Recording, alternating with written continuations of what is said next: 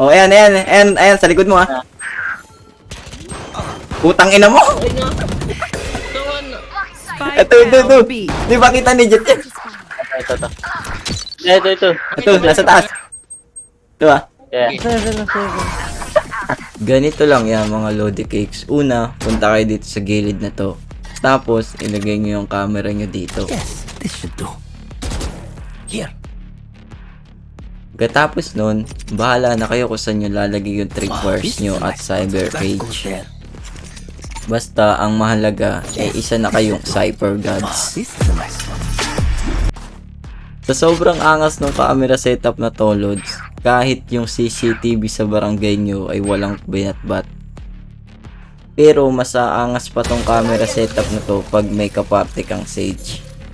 Kasi mas mataas mong mailalagay yung camera mo, thus mas maganda yung view ng camera mo, o di ba?